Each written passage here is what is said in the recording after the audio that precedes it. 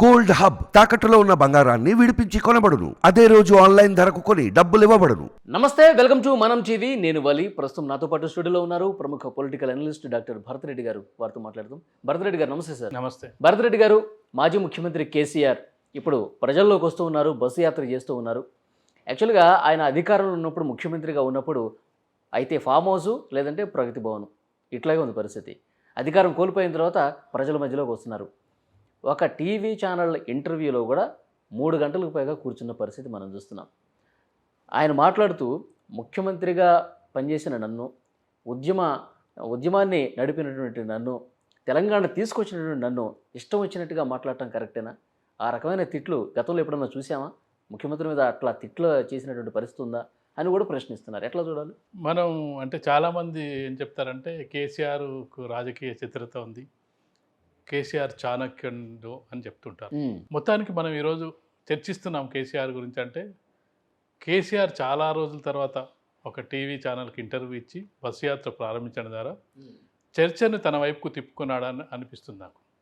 గతంలో కూడా ఉద్యమ సమయంలో కూడా ఎన్ని రోజులు ఫామ్ హౌస్ ఉన్నా, ఎన్ని రోజులు పరిపాలనకు సెక్రటరియట్ రాకపోయినా ఏదో ఒక రోజు ప్రెస్ మీట్ పెట్టి ఆ చర్చ అంతా కూడా ఒక నెల రోజులు సాగేటట్టుగా చేసేవాడు. ఒక్కరోజు ప్రెస్ మీట్ పెట్టి ఆ చర్చ అంతా తన వైపు తిక్కునేవాడు. ఇప్పుడు కూడా ఆ విధమైన స్ట్రాటజీనే కనిపిస్తుంది.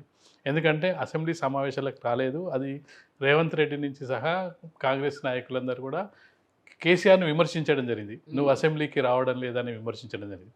అసెంబ్లీ సమావేశాల సందర్భంగా రాలేదు, ప్రతిపక్ష నాయకుని హోదాలో రాలేదు. తర్వాత అసెంబ్లీ సమావేశాలు ముగిశాక ప్రమాణ స్వీకారం చేయడం జరిగింది స్పీకర్ కార్యాలయంలో. అలాంటిది ఒక ఛానల్లో దాదాపు 4 గంటల పాటు చర్చలో పాల్గొనడం జరిగింది. అది ఉద్యమంకి తెలంగాణ సాధించడానికి ముందు అదే ఛానల్కు 14 ఏళ్ల క్రితం వెళ్ళి దాదాపు అప్పుడు కూడా 3-4 గంటలు అక్కడ చర్చించడం జరిగింది, అభిప్రాయాలు చెప్పడం జరిగింది. తర్వాత మళ్ళీ అదే ఛానల్కు 14 ఏళ్ళ తర్వాత వెళ్ళి అక్కడ జరుగుతున్న పరిణామాలు, ఇటీవల చాలామంది కేసీఆర్ను ఫామ్ హౌస్కే పరిమితం, బయటికి రావట్లేదు, అసెంబ్లీకి రావట్లేదు, తన పార్టీ నుంచి చాలామంది వెళ్ళిపోతున్నా పట్టించుకోవట్లేదు. ఈవెన్ దో తన కూతురు కవిత అరెస్ట్ అయినప్పటికీ కనీసం బయటికి వచ్చి ఖండించలేదు, కేంద్ర ప్రభుత్వాన్ని విమర్శించలేదు. అదే కేజ్రీవాల్ అరెస్ట్ అయినప్పుడు దాన్ని ఖండించాడు, కానీ తన సొంత కూతురు అరెస్ట్ అయినప్పుడు టీవీ ఛానల్లో మాత్రం స్పందించారు. కడిగిన ముత్యంలా బయటకు వస్తుందని చెప్పడం అంటే చర్చను తన వైపుకు తిప్పుకోవడానికి టీవీ ఛానల్ ద్వారా చర్చను ఇప్పుడు మనం చూసుకుంటే ఎక్కడ చూసుకున్నా కానీ కేసీఆర్ ఏ విధమైన వ్యాఖ్యలు చేసినప్పటికీ కేసీఆర్ ఈ చర్చనైతే తన వైపుకు తిప్పుకున్నట్టుగా కనిపిస్తుంది. దాంతోపాటుగా ఇక స్టార్ క్యాంపెయినరు అందరూ ఓడిపోతారు, అసలు పోటీలోనే లేరు, ఒక పార్లమెంట్ సీటు గెలవడం కష్టమైనప్పటికీ తన పార్టీని నిలుపుకోవాల్సిన ఆవశ్యకత అయితే తనకుంది. దాదాపు అన్ని నియోజకవర్గాల్లో పర్యటించాల్సిన అవసరం ఉంటుంది. అందరికీ అతని ఒక స్టార్ క్యాంపెయినర్ అంటే కేసీఆర్ తర్వాత కేటీఆర్, హరీష్ రావులే ఉంటారు. వాళ్ళు ఎన్నికల్లో పోటీ కూడా చేయట్లేదు కాబట్టి ఖచ్చితంగా వాళ్ళు తిరుగుతారు. అసెంబ్లీ సందర్భంగా అంటే వాళ్ళ అసెంబ్లీ నియోజకవర్గం ఉంటుంది, వాళ్ళ అసెంబ్లీ నియోజకవర్గంతో పాటు మిగతా వాటిని ప్రచారం చేయాల్సి ఉంటుంది. కానీ ఇప్పుడు కుటుంబ సభ్యులు ఎవరు కూడా పోటీలో లేరు కాబట్టి వాళ్ళే స్టార్ క్యాంపెయినర్లు. అందరినీ ఇప్పుడు చాలామంది కూడా సీనియర్లు బయటకు వెళ్ళిపోవడం జరిగింది. కేసీఆర్తో అత్యంత సన్నిహితంగా ఉన్న వాళ్ళు, కేసీఆర్ ద్వారా పదవులు అనుభవించిన వాళ్ళందరూ కూడా ఒక్కొక్కరు కూడా జారుకున్న పరిస్థితిలో కేసీఆర్కు అత్యంత నమ్మకాలు కొంతమంది మిగిలారు. రెండో స్థాయి వాళ్ళు టికెట్, కనీసం అసెంబ్లీ సీటు కూడా దొరకని వాళ్ళంతా కూడా కేసీఆర్కి ఇప్పుడు పార్లమెంటుకు పోటీ చేసే దిక్కయ్యారని చెప్పొచ్చు. మనం ఈ పదం వాడచ్చలే అంటే పై స్థాయి వాళ్ళందరూ కూడా అనుభవించిన వాళ్ళందరూ కూడా బయటకు వెళ్ళిన సందర్భంగా ఇప్పుడు ఎవరు పోటీ చేస్తారు, పోటీ చేయడానికి ఎవరు ముందు రాని సమయంలో ఎవరు పోటీ చేయడానికి ముందుకు వస్తే వాళ్ళకి టికెట్ ఇచ్చిన పరిస్థితి, వాళ్ళ తరఫున ప్రచారం చేయాల్సిన బాధ్యత కేసీఆర్కి ఉంది. ఈ సందర్భంగా కేసీఆర్ చాలా ఆసక్తికర అంశాలను అయితే మాట్లాడడం జరిగింది, చాలా అంశాల గురించి స్పందించడం జరిగింది. ఇంకొకటి సార్, అసలు పోటీ చేయడానికి ఎవరు ఆసక్తి చూపట్లేదు, టికెట్ ఇచ్చినా సరే వాళ్ళు వేరే పార్టీల్లోకి వెళ్ళిపోయారు. సో ఇలాంటి గందరగోళ పరిస్థితి ప్రస్తుతం బీఆర్ఎస్లో ఉంది, గతంలో ఎప్పుడు కూడా లేదు. ఇప్పుడు ఒక స్థానం కూడా గెలిచే పరిస్థితి లేదని చెప్తా ఉన్నారు. సో ఇప్పుడు చాలా ప్రతిష్టాత్మకంగా తీసుకోవటం వల్లే పార్టీని బతికించుకోవాల్సినటువంటి అనివార్య పరిస్థితి ఉంది కాబట్టి ఆయన ఇప్పటికైనా బయటకు వచ్చిన అర్థం చేసుకోవాలి. అట్లా ఖచ్చితంగా పార్టీని బతికించుకోవాలంటే ఖచ్చితంగా సీట్లు గెలుస్తారా లేదా అనే ఒక విషయాన్ని పక్కన పెట్టినట్టయితే గత అసెంబ్లీ ఎన్నికల్లో దాదాపు 37% నుంచి 38% వాళ్ళకు ఓటింగ్ రావడం జరిగింది. ఇప్పుడు ఆ ఓటింగ్లో సగం కూడా నిలబెట్టుకున్నట్టయితే పార్టీ పరిస్థితి అగమ్య గోచరంగా తయారయ్యే అవకాశం ఉంటుంది. సీట్లు ఎన్ని గెలుస్తారని పక్కన పెట్టినప్పటికీ ఓటింగ్ పర్సంటేజ్ మినిమం 20-25% ఓటింగ్ వస్తేనే పార్టీలో ఇప్పుడున్న వాళ్ళు కొంతకాలం కంటిన్యూ అయ్యే అవకాశం ఉంటుంది. మరో అసెంబ్లీ ఎన్నికల వరకు కూడా వెయిట్ చేసే అవకాశం ఉంటుంది. మరో అసెంబ్లీ ఎన్నికలు కూడా కాదు, మనకి ఇమీడియట్గా వచ్చే ఎన్నికలు ఏంటంటే స్థానిక సంస్థలు, సర్పంచులు, జడ్పీటీసీలు. మనం ఎంత చెప్తున్నప్పటికీ బీజేపీ ఇక్కడ ఇప్పుడు లోక్సభ ఎన్నికల్లో వాళ్ళు 7 సీట్లు గెలుస్తారా, 8 సీట్లు గెలుస్తారా, లేకపోతే కాంగ్రెస్ పార్టీకి ధీటుగా వ్యవహరిస్తారని చెప్పినప్పటికీ రేపు లోకల్ బాడీ ఎన్నికలు వచ్చినప్పుడు ఖచ్చితంగా కూడా చాలా స్థానాల్లో రూరల్లో మనం చూసుకున్నట్లయితే బీజేపీ ఇప్పటికి కూడా సౌత్ తెలంగాణలో లేని పరిస్థితి. అక్కడ ప్రత్యామ్నాయం ఖచ్చితంగా కూడా బీఆర్ఎస్ ఉండే పరిస్థితి ఉంటుంది. అలాంటి పరిస్థితితో ఇప్పుడే ఎత్తేస్తే లోక్సభ ఎన్నికల్లో రేపు చెప్పొచ్చు జాతీయ ఎన్నికలు కాబట్టి మా పార్టీ ప్రభావం చూపించలేకపోయింది. ఎందుకంటే అధికారంలో ఉన్నప్పుడే సారు కారు 16 అని చెప్పిన సందర్భాల్లోనే వాళ్ళకు కేవలం 9 సీట్లు రావడం జరిగింది. ఇప్పుడు అధికారంలో ఉన్నాను, మేము కేంద్రంలో చక్రం తిప్పుతామని చెప్పినప్పటికీ వాళ్ళకి కేవలం 9 సీట్లే రావడం జరిగింది. ఒకే ఒక అసెంబ్లీ సీటు గెలిచిన బీజేపీ 4 ఎంపీ స్థానాలు గెలవడం జరిగింది. దానికి కారణం జాతీయ ఎన్నికలు, మోడీ ప్రభావం, లోక్సభ ఇష్యూస్ అవన్నీ ఉంటాయి కాబట్టి వాళ్ళు గెలవడం జరిగింది. సార్ ఇప్పుడు ఒక్క స్థానం కూడా నిజంగానే రాలేదు అనుకుందాం, ఏంటి సార్ పరిస్థితి బీఆర్ఎస్ది? ఆ స్థానం రాకపోయినప్పటికీ మేము నిలబడగలిగాం, రేపు స్థానిక సంస్థల్లో కొట్లాడగలుగుతామని చెప్పే ప్రయత్నం కేసీఆర్ చేస్తుందని మనం అనుకోవచ్చు. ఎందుకంటే ఇప్పుడు సౌత్ తెలంగాణలో చూసుకుంటే బీజేపీ పరిస్థితి అక్కడ 3వ స్థానమే, ఇప్పటికీ 3వ స్థానమే. ఖమ్మం లాంటి స్థానాలు, ఖమ్మం కానీ మహబూబాదు ఇట్లాంటి నల్గొండ ఇట్లాంటి స్థానాల్లో అక్కడ బీజేపీ కాకుండా బీఆర్ఎస్ఏ 2వ స్థానంలో ఉండే అవకాశం ఉంటుంది. లోకల్ బాడీ ఎలక్షన్స్ ఉన్నప్పుడు, లోకల్ బాడీ ఎలక్షన్స్ సర్పంచ్ స్థాయి ఎన్నికలు వచ్చినప్పుడు ఇప్పటికి కూడా లోకల్ పైన నాయకులు వెళ్ళిపోయినప్పటికీ ఇప్పటికి కూడా లోకల్ నాయకులు, సర్పంచ్ స్థాయి నాయకులు ఇప్పటికి కూడా బీఆర్ఎస్ని పట్టుకొని ఉన్నారు. అక్కడ వాళ్ళు చూసేది ఏంటంటే అక్కడ బీఆర్ఎస్గా కాంగ్రెస్గా చూడరు. ఒకవైపు ప్రత్యర్థి కాంగ్రెస్ ఉంటే మరో ప్రత్యర్థి బీఆర్ఎస్ఏ ఉండే అవకాశం ఉంటుంది. లేదంటే బీజేపీ ఆ స్థానాన్ని ఆక్రమించే వరకు ఎవరో ఒకరు ప్రత్యర్థిగా ఉండాలి. అంటే నీకు విపక్ష స్థానం లేదంటే అపోజిషన్ స్థానం ఉండాలి. అపోజిషన్ స్థానం సర్పంచ్ లోకల్ బాడీ ఎన్నికల్లో చూసినట్టయితే కాంగ్రెస్ పార్టీ అధికారికంగా నిలబెట్టకపోయినప్పటికీ మద్దతుదారులు నిలబెట్టినప్పుడు సర్పంచ్కి అవతల పార్టీ నుంచి ఎవరు నిలబెట్టాలి? అక్కడ అప్పటి వరకు బలంగా ఉన్న పార్టీని ఇప్పటికి కూడా మనం చూసుకున్నట్టయితే సౌత్ తెలంగాణలో కానీ గ్రామాల్లో కానీ బీఆర్ఎస్ పార్టీనే బలంగా ఉంది. నీకు నచ్చినా నచ్చకపోయినా వాళ్ళని నిలబెట్టాల్సి ఉంటుంది. కనీసం ఈ లోక్సభ ఎన్నికల్లో ఒకవేళ అనుకున్న ఫలితాలు సాధించలేకపోయినప్పటికీ ఇది భవిష్యత్తులో వచ్చే ఎంపీటీసీ, జెడ్పీటీసీ, సర్పంచులకు ఒక వేదికగా కేసీఆర్ తిరుగుతున్నట్టుగా మనకు కనిపిస్తుంది. ఎందుకంటే కేసీఆర్ వ్యూహాలు రచిస్తున్నప్పుడు లోక్సభ ఎన్నికలు పోయినాయి, కానీ మన పార్టీ నిలబడాలంటే లోకల్ క్యాడర్ నిలబడాలి, గ్రామ స్థాయిలో నిలబడాలంటే ఖచ్చితంగా కూడా మనం దాన్ని పుంజుకునేటట్టు చేయాలి, వాళ్ళని యాక్టివేట్ చేయాలనే ప్రయత్నంలో భాగంగా ఇప్పుడు చేస్తున్నట్టుగా కనిపిస్తుంది. సరే ఇప్పుడు బీజేపీ అయితే 2nd ప్లేస్లో ఉంటుంది అని చెప్పి పెద్ద ఎత్తున చర్చ ఉంది లోక్సభ ఎన్నికల్లో. ఆ స్థానాలు సంపాదిస్తే కనుక అంటే బీఆర్ఎస్ని పూర్తిగా ఖతం చేసే ఆలోచన బీజేపీ ఎందుకు చేయదు? ఖచ్చితంగా చేస్తే కానీ దానికి టైం పడుతుంది. ఇప్పుడు రూరల్లో చొచ్చుకుపోవాలంటే బీజేపీకి చాలా సమయం పడుతుంది. అంటే బీఆర్ఎస్ని పూర్తిగా ధ్వంసం చేస్తేనే బీజేపీకి ఆ స్థానం వస్తుంది. మనం చూసుకుంటే ఉత్తర తెలంగాణలో కొంతవరకు ఆ ప్రయత్నం ఫలించింది. ఆదిలాబాద్, కరీంనగర్, నిజామాబాద్ లాంటి జిల్లాల్లో, మెదక్ లాంటి జిల్లాల్లో వాళ్ళు కొంతవరకు సఫలమయ్యారు. నీకు చెప్పాలంటే 100% కూడా సఫలం కాలేదు. ఎందుకంటే మనం చూసినట్టయితే ఆదిలాబాద్లో మాత్రం వాళ్ళు గెలిచిన ఎమ్మెల్యే స్థానాల్లో 4 ఎమ్మెల్యే స్థానాలు ఆదిలాబాద్ పార్లమెంటు నియోజకవర్గంలో గెలిచిన ఉన్నాయి. కరీంనగర్లో గెలవలేకపోయారు. కరీంనగర్లో బండి సంజయ్ ఎంపీగా ఉన్నప్పటికీ ఒక్క అసెంబ్లీ స్థానం కూడా అక్కడ గెలవలేకపోయారు. స్వయంగా స్టార్ క్యాంపెయినర్లుగా ఉండి మాజీ అధ్యక్షులుగా పనిచేసి అసలు స్టేట్లోనే చక్రం తిప్పుతున్న లీడర్లుగా పేరున్న బండి సంజయ్ ఓడిపోవడం జరిగింది, ధర్మపురి అరవింద్ ఓడిపోవడం జరిగింది. ఎన్నో అవాంతరాల మధ్య బీఆర్ఎస్ పార్టీ, అప్పుడున్న బీఆర్ఎస్ పార్టీ ఎన్ని ఇబ్బందులు పెట్టినా ఈటెల రాజేందర్ హుజూరాబాద్లో గెలవడం జరిగింది. లాస్ట్ టైం ఓడిపోవడం జరిగింది. రఘునందన్ రావు బై ఎలక్షన్లో అంటే వీళ్ళంతా స్టార్లో ఉన్న వీళ్ళే ఓడిపోవడం జరిగింది.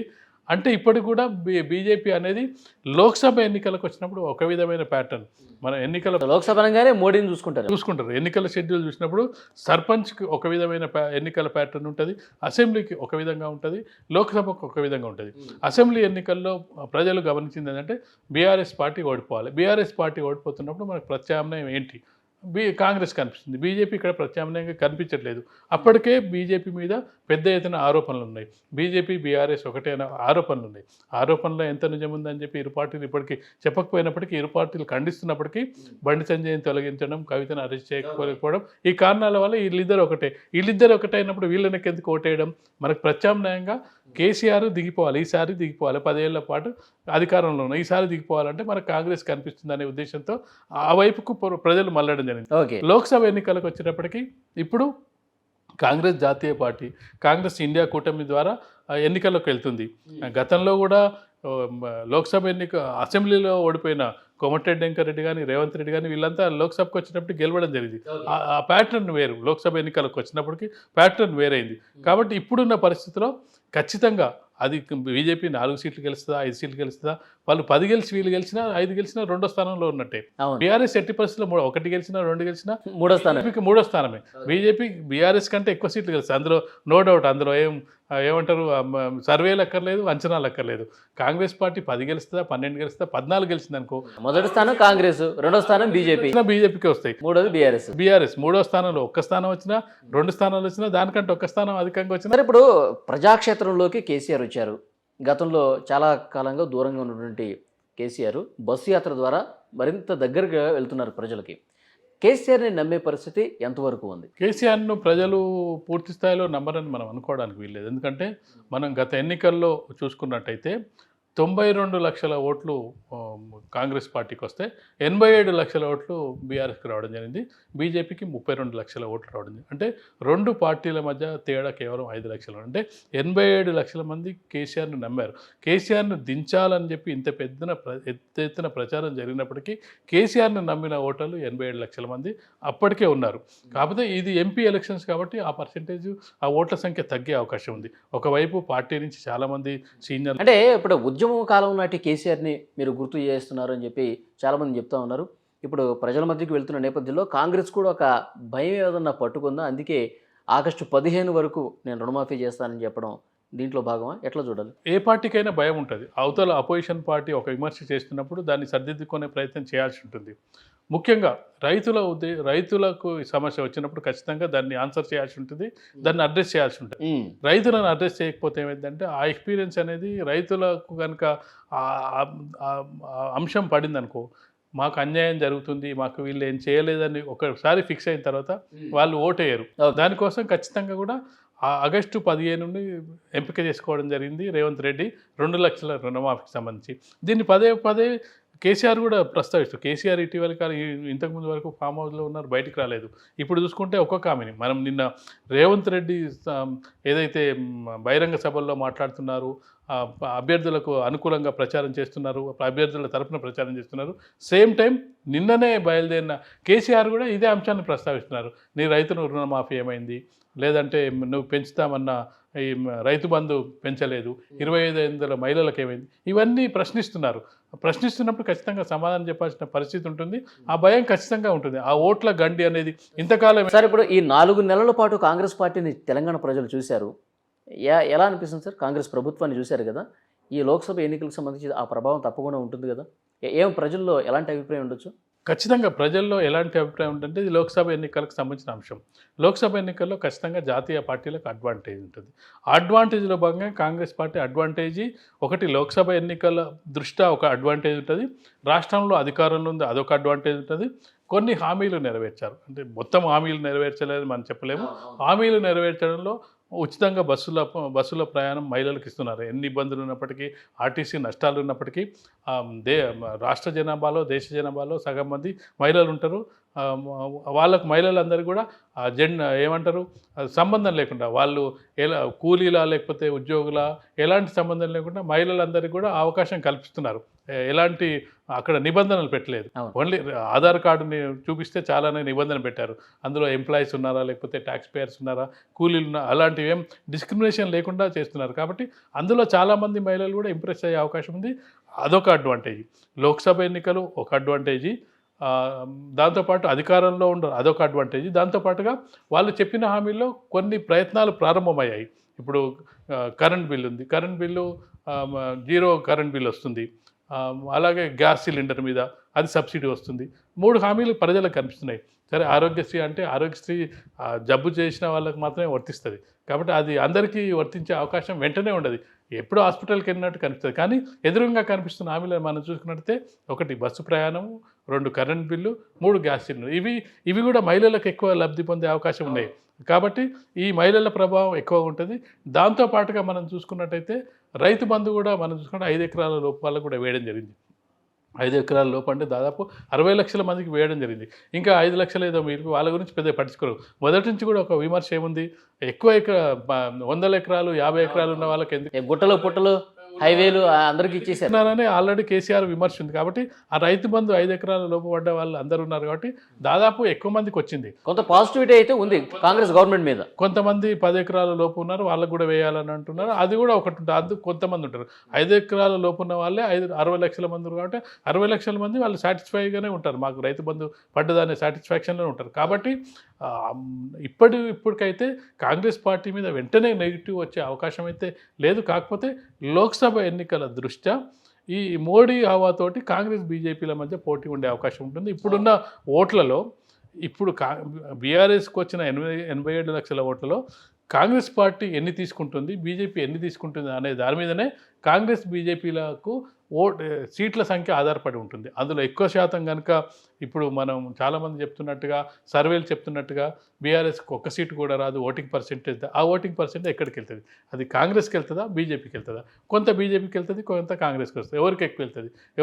ఎక్కువ వెళ్ళినప్పుడు వాళ్ళకు ఎక్కువ అడ్వాంటేజ్ ఎవరికి వెళ్తుంది అనే దాని మీదనే కాంగ్రెస్ బీజేపీల మధ్య కూడా వాళ్ళకు సీట్ల సంఖ్య ఆధారపడే అవకాశం ఉంటుంది. చూద్దాం sir. Thank you very much Bharat Reddy గారు.